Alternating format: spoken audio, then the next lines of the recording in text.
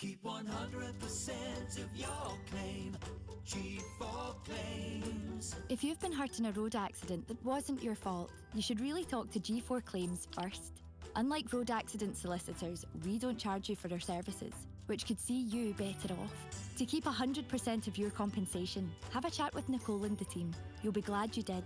Search online for G4 Claims. Keep 100% of your claim. G4 Claims.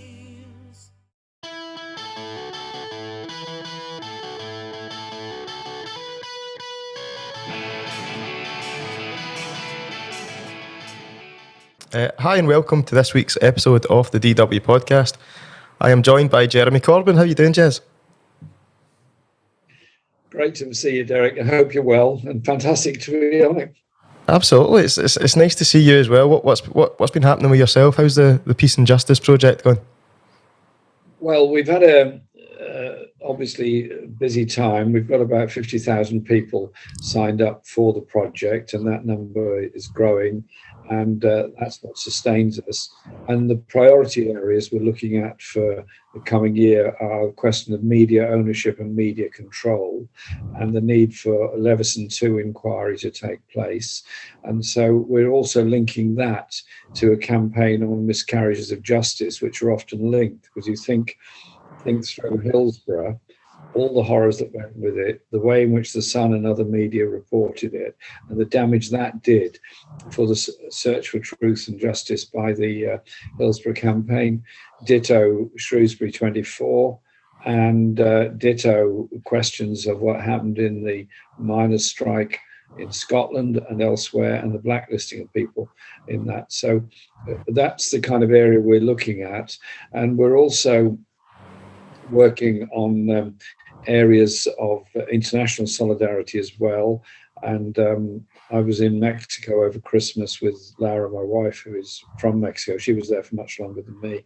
And we're doing international solidarity work with them in their quest for human rights and justice. And we had a very, well, it was a learning process, but a very sad meeting with an old friend of mine in Encinas, who's the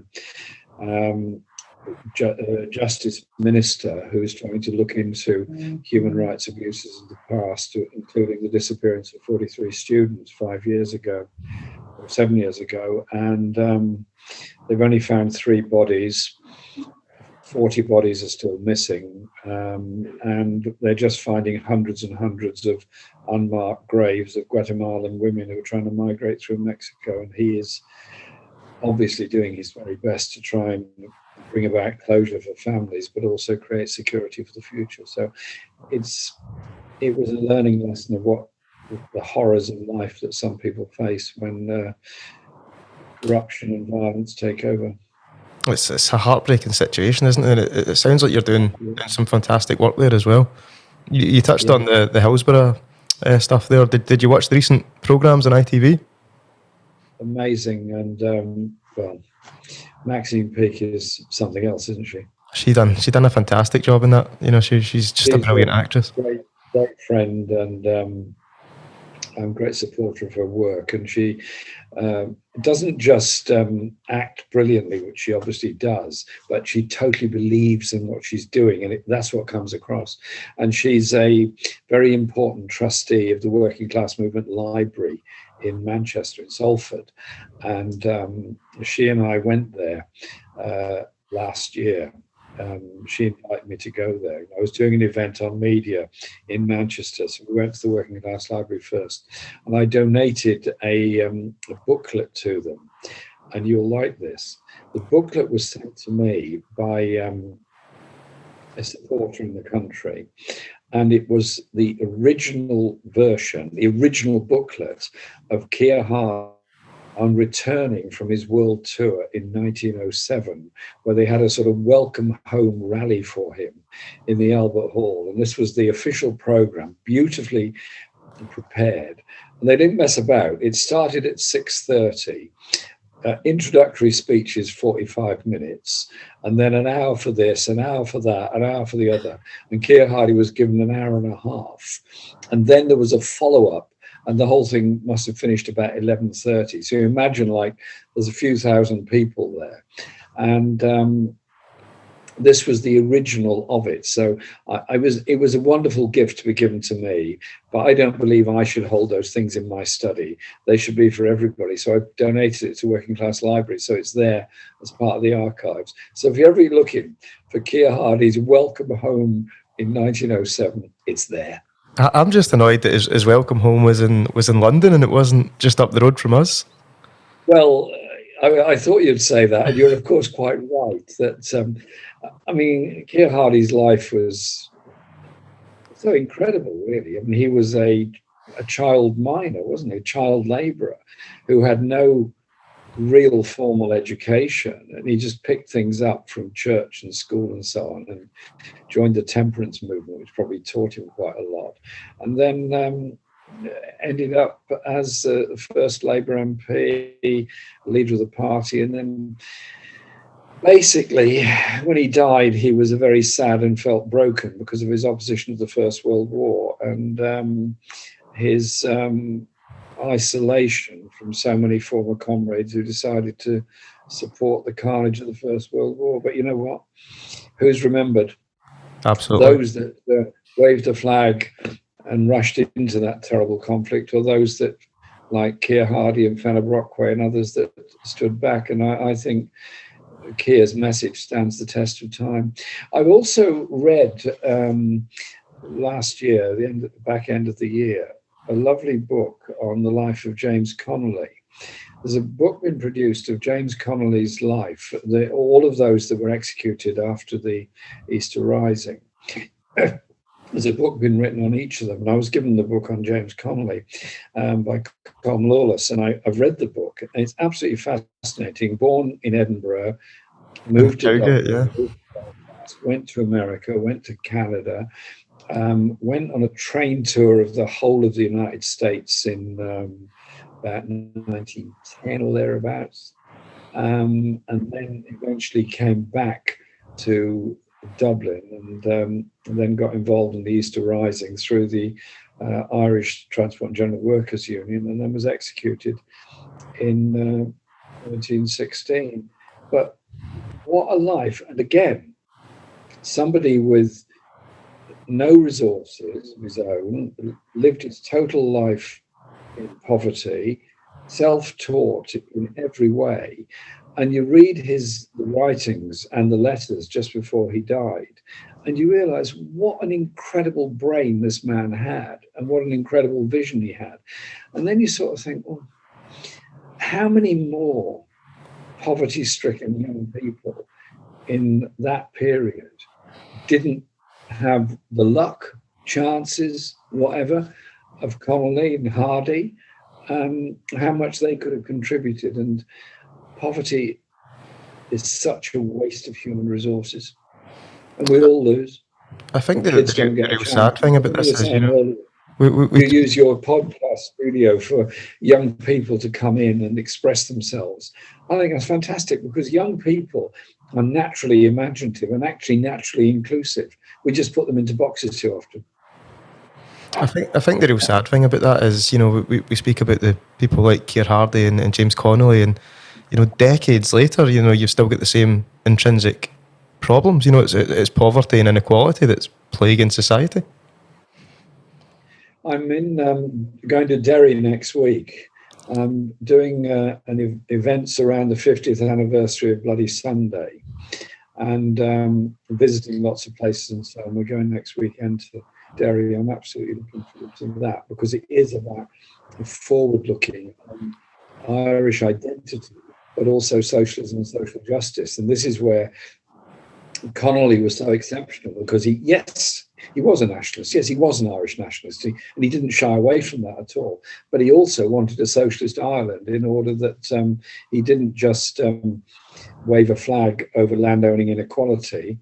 He waved a flag over equality and justice and real rights for all of the people. I think that's so pertinent just now, and we won't go into each other's opinions on Scottish independence or even what's happening in Westminster, but I think, just to take the recent things that are happening, down your way at the moment, and you look at the Labour Party, and you might not want to talk out of tongue here, but it's almost like I see people deflecting from the Tories to Labour, and for me, for real change in Britain and across the United Kingdom, it has to be socialist change, you know, and by replacing politicians from the right and putting them into the Labour Party, it's not going to get that change that we so need to change society. You might win elections, but you're not going to, you know, change the lives of so many working class people across Scotland, England, Ireland and Wales. Absolutely, you have to mobilise people in order that they can be excited at the possibilities of what changes we could bring about. Yeah. The changes in education, but also the changes in the culture of our society, the culture of education, which is particularly in England, but to some extent also in Scotland and Wales, is actually ultra competitive. League tables of schools and things like that are completely damaging and to everything about education. But if you sort of point to people and say, well, actually, every young person can achieve something, everybody must be included, you then take that principle into society, it becomes exciting. But if all we're prepared to do is say, well, we are pro-business, we are pro-market economics, and we're not going to fundamentally redistribute power and wealth, where's the excitement on that? Where's the excitement on that? There has to be some alternative, and that is what we have to work on. And so my energies are put into trying to educate and enthuse people to get involved. To me, I was at this demonstration against the police bill last Saturday, and everything that could be said about the police bill had already been said. So I decided to, yes, of course, oppose the police bill and all its restrictions, but also to go further. And I said, look, we're all here because we believe in something different, because we believe in a better world. I said, I don't want to be forever defending the National Health Service. I want to be accepting that the National Health Service is here for all time and is publicly run and publicly owned and publicly accountable, and a national care service. So that fear of getting old and needing care and not getting it, or the fear of people of your age having to pay for their parents' care when it comes along. And so if you start to campaign for something and you win, that's how you bring about change. You see, remember Hardie, what he was doing when he stood for election first in Scotland. First thing he said was end landlordism and make housing a right. And later, John Wheatley, one of the Red Clydesiders, became Minister of Housing, and one of the few successes of the first Labour government, 1923-24, was housing. Who was the minister? John Wheatley. You know, I just think it's amazing that it's still the same issues that we're facing today. And you know, you've been at the forefront of politics in the United Kingdom for a number of years now. I won't say it because it will make you feel old, but what do you think we could have done differently? I mean, you must be sitting looking at the news in the past couple of weeks and thinking, you know, if things had been slightly different, how different would be right now? Well, obviously, I think about it a lot, and I realised that when I was elected leader of the party, I was in an isolated position within the parliamentary Labour Party and parliamentary system, and within much of the structures of the Labour Party. Yet there was also a massive membership that was wonderful and supportive. My strategy was not to be an autocrat, but to be a democrat, and to enhance and strengthen democracy in policy making and selections and elections and so on within the party. We didn't achieve everything that I wanted to in the time frame that we'd set ourselves. The obstructions were huge.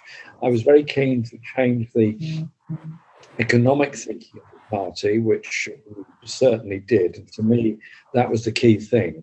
We challenged the idea of austerity economics and the idea that you get through a crisis by hitting the worst off in society through austerity. So that was successful. What could we have done different? The relationship with the media was always going to be difficult. I recognise that. And we spent an awful lot of time dealing with really unfair attacks on me particularly, but also on other people. And sometimes it felt like we were kind of under siege. And I was personally, literally under siege with very hostile journalists hanging around outside my house all day and every day. So I couldn't actually go out quite a lot. I just couldn't leave the house. without being accosted by these people, which, I mean, I take it, obviously it's part and parcel of the position, but it's not a very nice position to be in. But I felt that we were speaking out for those who had been ignored and forgotten in society. We were trying to give voice to them. And could we have done things differently? Obviously, there's many choices we made all along the way on lots of things. Could they have been different? Of course they could. Would it have had a different result? Well, who knows? That's a debate that go on forever. Brexit was the real problem.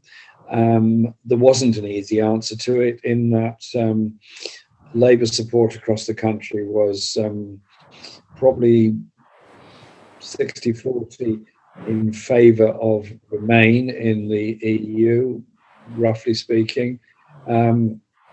Much higher proportion than that within the Parliamentary Labour Party. And I was trying to point out that what we needed was a strategy that united people. I said that however you voted in the referendum in 2016, if you're in insecure private rented accommodation and in receipt of universal credit, you're up against it, however you voted. It was trying to build that sort of sense of class solidarity. And in the end, Johnson gave all these instant answers. And I just remember very clearly in the TV debate before the general election, I produced the documents which showed in terms that the government was in secret negotiations with the US on privatising our health service and handing it over to global corporations. He just poo-pooed it and said it's not happening, and then said we'll get Brexit done. I said, well, two things. One is it is happening, and secondly, you won't, because you haven't thought through what the implications of getting Brexit done actually means. The media, instead of picking up on what I thought was a very important point about the health service, and even Dominic Cummings came out this week and said that Corbyn was onto something there, and we were really worried about it. Instead, they claimed it was all a Russian plot to undermine Britain. I mean, I'm still really struggling as to what possible interest that the Russians have got in negotiations between Britain and the USA in secret about them trying to undermine our NHS. The issue was the NHS and is the NHS. Do you know, something that you touched on there was the hostility from the media, and we spoke about this previously when you were up in Scotland, and for me, I think this must take a severe, it must take its toll on your mental health. And you continue to do your job, you continue to, go out and face adversity and stand up in Parliament and say what you believe in. But there must have been a time where you're thinking, this is torture. This is really, really hard for not only you, but for your wife and your boys as well, I absolutely. Thanks for saying that, because yes, for me, of course, there's pressure and of course there's stress, but the stress is different for different people. And real stress is when you can't feed your kids. Real stress is when you're a nurse, a triage nurse in a hospital, and you haven't got enough beds to put your patients in. That's real stress. Real stress is losing your job. Real stress is watching your kids go through mental health and poverty. Real stress is homelessness. But the other toll of it is the effect it has on other people. I mean, if people attack me, and so, okay, I don't know, say what they want. I know what I believe in, I know what I want to do, and I know what I'm doing. But it's very hard for family, very hard for my wife, who suffered a lot in all this, but she's very strong and very determined, and she's politically extremely active herself all the time. My sons also suffered a lot in this because they felt very hurt by a lot of what was going on, but remained incredibly supportive all the way through. And they put that most lovely message about me on Facebook the day after the 2019 election, which is something, as far as one can ever treasure anything from Facebook, I will treasure always. I think that was really poignant as well, and it must be touching. And I suppose, you can get all these votes from your constituency and from the people that you represent, but I think ultimately the one people, or the people in your life that you want to get acceptance from, is probably your children. Yes, indeed. And they are, I'm very close to them, and we talk all the time. They're good boys. You've brought them up to be Arsenal fans as well, I believe. Well, yes. The three of them. Ben, who runs a football school himself, is very keen on football and used to work for Arsenal in the community and now works on his own, but he has very close links with Arsenal in the community. Seb, who used to work for John McDonnell, is also an Arsenal supporter. Tommy, the youngest one, who runs his own company, the National Hemp Service, can't stand football, wants nothing to do with football, won't watch football. Indeed, I took him to a match once at the old Highbury. I thought, come, enjoy the match. So he's sitting there sort of playing on something or other. And then I didn't realise he kind of walked off. he went off somewhere, just wandering around. And he said he wanted nothing to do with it. But, there we are. But at least he's not supporting somebody else. Well, that's it. It could be a Spurs fan. That would be a disaster. Yeah. Well, that would be very, very hard to cope with. But last night, Arsenal had not a great night out. And I live, as I was saying to you before, I live near the stadium. I didn't go to the match last night because I couldn't have got there at the beginning. So I'm walking home from the meeting I'd been at. This is sort of towards the end of the first half. And I live very near the stadium. You can hear the stadium from my house. They call it Highbury the Library. Silence. Like that. So I realised all was not well. How does it compare, living in North London? And how does the Emirates compare to the old Highbury? Because for me, I'm a bit of a traditionalist, and I've got this romantic vision of older, football where it's the terracing and everyone's singing in unison. But I feel now it's quite sanitised. These big stadiums and the prices. You know yourself, it really cripples the working class and prices young people out of football as well. If you're a student, how are you ever affording to go to a Premier League game?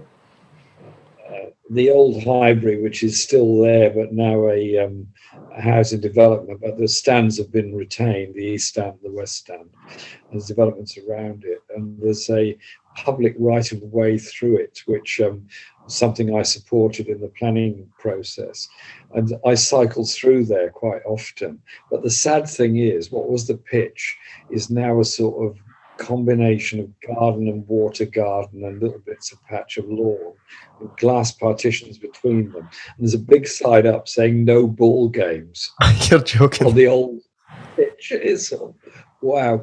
But the new stadium, I go there. You do get a great view of the pitch and all that from wherever you happen to sit. And that's good, and it's big and all that, but the atmosphere just isn't there. The old Highbury, I used to sit in the Lower East Stand with my boys, the two of them, right next to the pitch. So when Ian Wright come up to take a corner or something, he's like as far away from me as you are with the screen there. And you just felt part of the game. And now you're so far back, you sort of wonder if you should take binoculars or not to see the far side of the pitch. It's not the same atmosphere, and it feels quite sanitised and corporate, as many of these things do. And you're quite right, it's working class communities being driven away. I mean, the cost of tickets is phenomenal. The cost of refreshments that goes with it are phenomenal. And the lack of democracy in football, it's got to change. It's got to change. Otherwise, we're killing the game that so many people absolutely love. Now, I mean, I like the game of football, and I think the young people playing football, it teaches them a lot of things. Fitness, obviously, but above all, it teaches them understanding of each other and the sad realization that no one player can actually win a game. It requires 11, or in the case of Arsenal, usually 10, because somebody gets sent off. And so it does require that understanding of the mentality of working with other people to the best of their skills. So, I listened to, my son and his sort of coaching methods with his young people. He manages various teams that go with his soccer school, and his approach is always to be positive with every player. Now, I went to a match. One of his teams was playing in Cambridge, and honestly, they were doing really badly. They were like 3-0 down at the time, and that was a generous score where they were concerned. So he said, "Do you want to come to the half-time talk?" And I said, "Not really." He said, "No, just come and listen." And so what he did was sat them all down in the 15 minutes they've got and went through each player's performance. And instead of telling them off and just found something positive each had done during the first half. In some cases, it was quite hard to find, but he did find something. He said, look, in the 25th minute, you did a good pass, whatever, that kind of thing. And they came out not feeling as dejected as they went in, and they played much better, and they ended up with a draw. So, you know what I mean? It is looking at the positives in people, particularly you don't want to depress young people. If you had to have a Westminster, as you know, can be very cool. if you had to have a Westminster five-a-side team, who would you pick, and how would you find positives in them? Oh, a Westminster five-a-side team. Well, would it be gender balanced or gender neutral, or a men's team or a women's team? No, absolutely, yeah. Gender neutral is totally fine. Well, we've got some very good newly elected Labour MPs that look pretty fit to me. We've also got some older ones that have been in sport a long time. I did go to a parliamentary match once that was played at Highbury, where John Bercow played on the Highbury pitch, and he was so excited about that, to have his shirt on and be out there. I'd pick, actually, I don't know if she'd want to do it, but Zara Sultana. She's young and very fit and very enthusiastic. I think she'd be really good. So she's one I'd pick. One or two of the Liberals look a bit handy to me and quite fit, so they'll be running around. Sadly, there's quite a lot of MPs that look very fit to me and spend a bit too much time eating and drinking when they should be out doing a bit more exercise. So when we used to have parliamentary matches before COVID, there was Steve Rotheram and Andy Burnham were very keen on football. They used to play in this parliamentary side, but there was some weird rule that all the players didn't have to be MPs. And so Steve Rotheram recruited my son Ben to play for the parliamentary 11. So I said, well, how come he's not an MP? He said, yeah, but he's related to one, it's all right. So, bending the rules slightly. Fun football is a great thing to do. Absolutely. And I mean, talking about... Who would you pick for the Scottish Parliament anyway? Who would I pick from the Scottish Parliament?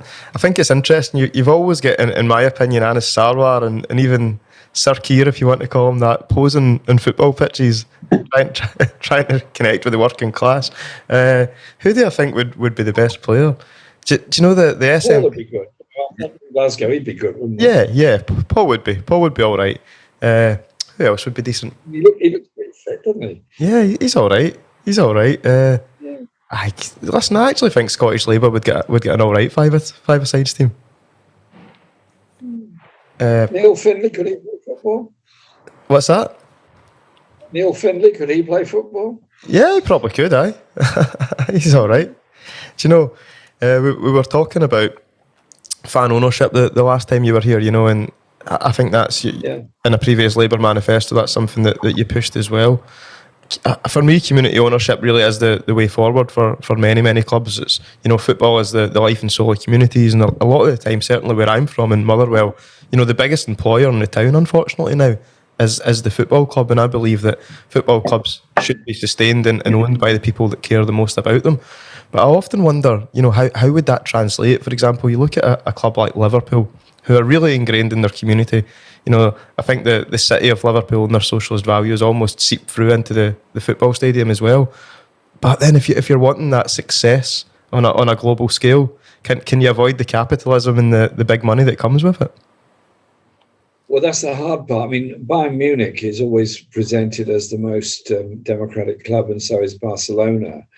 But in reality, they get a lot from sponsorship. In reality, they get involved in all of that, either through sponsorship of the stadia or the financial arrangements. And Barcelona is also, whilst it's not doing that well this season compared to their normal performance, is massively in debt.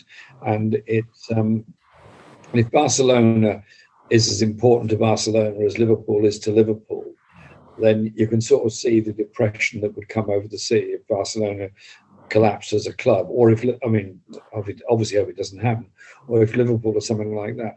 So ownership, I think you have to start with the democratic argument that you and I pay our money in order to support our club and enjoy football.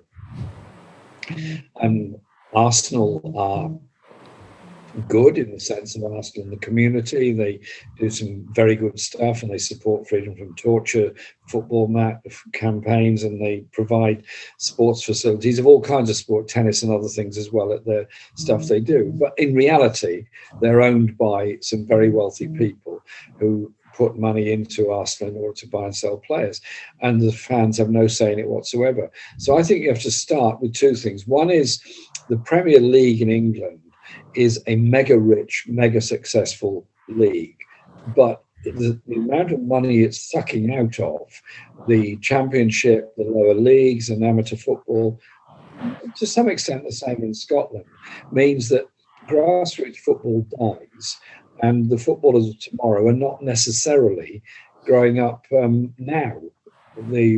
They're coming from everywhere else. It's no bad thing, but you want to see more footballers developing. And so what I wanted to do was start with a substantial subvention from the Premier League clubs in order to invest in the wider aspects of football and have an increasing law over years where the number of directors elected by the fans increases.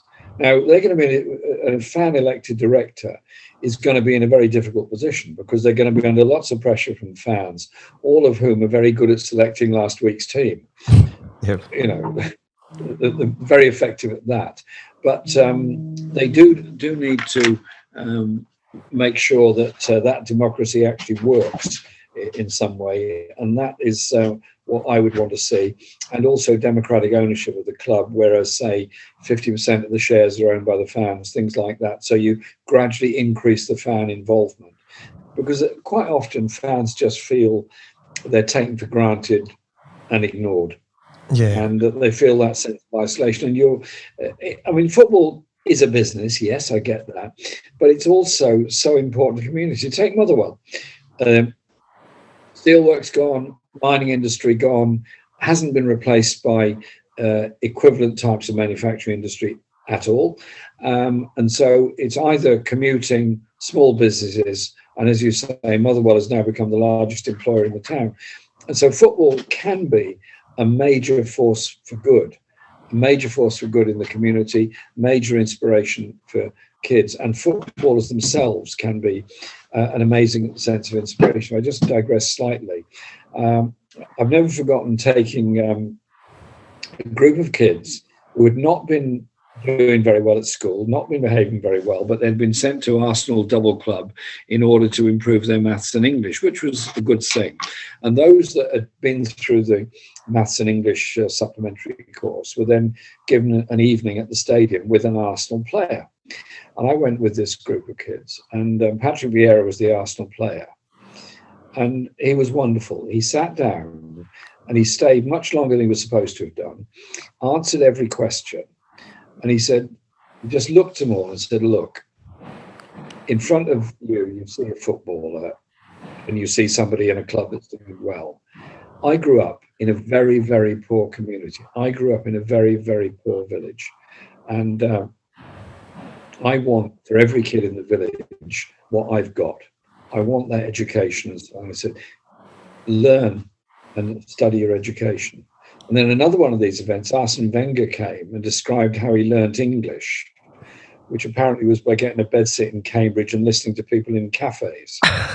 It was a very strange way of doing things. But he then went on to say how learning languages brings about a peaceful world, because he said, you don't just learn a language, you learn a culture that goes with it. And he's somebody that speaks 8 languages. And so, and obviously, if you or I had gone in front of these kids and said, you've all got to learn a language, you'll understand the world better, they go, oh yeah, okay, all right, whatever. It's the role models. Because it was Arsene Wenger then, they were just, you could hear a pin drop as he was speaking, and they listened to him, likewise listening to Patrick Vieira. So football can be a great inspiration, can be a great unifier. And I had a great evening with the Newcastle fans, the Toon Aid, as they call themselves, raising money for refugees and others, raising money for aid, raising money for food banks. The work that the Liverpool and Everton fans, to be fair, do for the food banks is incredible. And so that sort of sense of community that goes with football is a very important thing.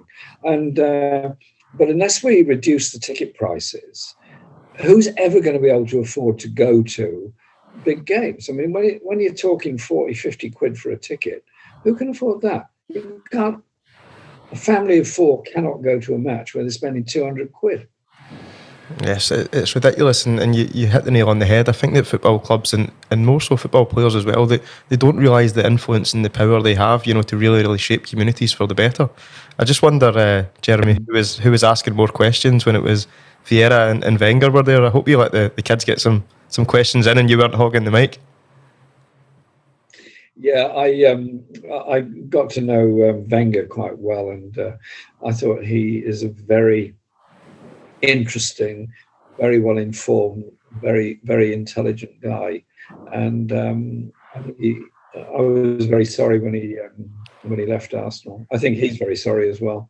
Yeah, it was really sad the way it turned out, wasn't it? Because he was ultimately, a invincible league-winning manager. You're totally, held in high esteem. And I don't know, from the outside looking in, it looked like it had almost ran its course, but neither side, be that Arsenal or the club, wanted to part ways. It was too much to take to leave. Well, he was the only one to have a bust of himself put up in the club while he was still manager. Most clubs leave that until there's a very safe distance between the departure of the manager and that. And yes, he did build the Invincibles team, and he did it by fitness, by diet, and by total concentration. Had it run its course? Well, they went through the cost of building the new stadium and all the disruptions in that, and they still managed to always qualify for the Champions League throughout all that period. And so it was some achievement that Arsenal qualified for the Champions League for more than 20 years, every successive year, which was, I don't think anybody else has done that. Well, maybe, I don't know, possibly others, but I mean, it was an amazing achievement.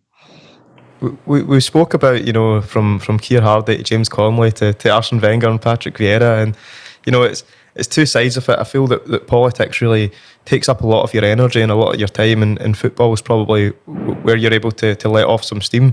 What else do you do to relax? Because I know that you're a man that is constantly on the go. Well, I like to read different things. And so at the moment, I'm reading a book called about the life of Toussaint Louverture, who led the anti-slave movement and independence movement in Haiti in the late 18th, early 19th century. Eventually died in a prison in France. Incredible self-educated person who just made a massive contribution to history and ended slavery in Haiti, albeit Haiti suffered terrible economic consequences because of the way France behaved towards Haiti. I'm reading that. I also have an allotment which I look after, and I was there last Sunday. I must say it was pretty cold, but there you go. And I go every week to that, and we grow a lot of stuff there, and fruit and vegetables and things, and jam from it. And so I do all of that, and I make sure I'm fit. So I do quite a lot of exercise, and I enjoy making things when I get the chance. And so it's also what I enjoy is actually the variety of meeting people in different places, in different circumstances. So my boys and my wife sort of totally fed up with going anywhere with me, because then you always end up in lengthy conversations with people you've never met before. Well, some of the wisest people are also sometimes very shy, and they just sort of say kind of very politely hello kind of thing. And then you get into a conversation with them, you learn so much about people and their lives. And so I don't worry about things. I do work hard, of course, do everything I can for my constituents and all the other causes we're involved in and the project, and then make sure you have some time to think about things yourself as well. And that is important. You have to have a balance in life. Otherwise, you don't really achieve very well at anything. So it is sport as well. Enjoy. It's a Friday when we're recording this, Jeremy, so we won't go too deep. But what's your thoughts on the current Westminster shit show, to be polite, and where do you think that we go from here? Well, you're being very polite about it all. Well, Johnson clearly did a whole lot of stuff that was wrong, in the sense that he had set regulations, quite strict ones, which he then promptly broke himself and knowingly broke himself, and he's going to have to answer for that. And next week, maybe there'll be big movements, maybe he'll resign, maybe he won't, I don't know. But what I find annoying about it is that he is under massive pressure for this breach of rules and the honesty that goes with it. And to some extent, that's absolutely right. What he ought to be under pressure for is £35 billion being spent on a failed track and trace system. What he should be under pressure for is all the dodgy contracts that were let at the NHS. What he should be under pressure for is the massive yawning gap between the richest and the poorest that has got wider during COVID. So those are the things I feel very strongly about and very annoyed about. And Parliament often gets obsessed with its own self-importance and talking to each other rather than thinking how it looks anywhere else and outside. And so, I mean, people kind of enjoy the show of it all and all the gossip and so on that goes with it, which the media are full of. But then there's somebody saying to me yesterday in the street, he said, well, Jeremy, this has got nothing to do with me. I don't recognise any of this. I'm not interested in it. I'm having trouble paying the rent. Yeah. You know? So democracy has to be relevant and MPs have to be accountable. How long do you think you'll stay in politics? Not that I'm trying to force you out the door. I hope you're here for many more years to come. Listen, my life is my work. My work is my life. So I'll be around always. It's a good answer. I'm only going to be retiring to spend more time on politics. I'm just spending time on politics. What are you up to this weekend then? What have you got on the cards? This weekend, quite a lot of work at home writing, some local visits in the constituency, and also visiting my son's football club. And of course, there's some work to do on the allotment. It's the time for a little bit of light digging and manuring the ground ready for the summer. It's going to be a pretty full-on weekend, and it looks like it's going to be cold and dry. And you know what? I like a day in winter when it's dry and cold and you're out and about. It's great. And there are many occasions when I wished I lived in Scotland, because I'd be straight up into the Highlands. Bagging Monroe. I love the scenery, particularly north of Glasgow. You know, when you go up there towards Perth and up to Aberdeen, Inverness, fantastic. Okay, it's a nice drive up there, to be fair. I guess in Scotland you're kind of used to it all, but to me, every time I go up the A9 or on the railway up there, the scenery just bowls me over. Best cycle route cycling ever did. You could cycling up the Grand Canal. You could retire and get a little house up in the north of Scotland, but you're never giving up.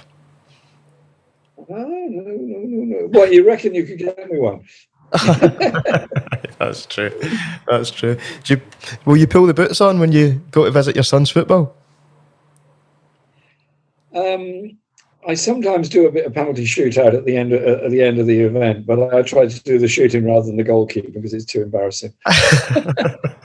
Quite right. Jeremy, it's been an absolute pleasure talking to you again. Thanks so much for your time today, and hopefully we'll catch up again in the near future in person. Thanks very much, and I look forward to coming to see you again, and particularly Motherwell. And well done, all those that have got involved in the democracy movement in Motherwell. Kilmarnock and other clubs, because that's the way forward. And I've got an invite to go and see Kilmarnock play as well, so I'll take them up on that. Oh, and yourself, you invite.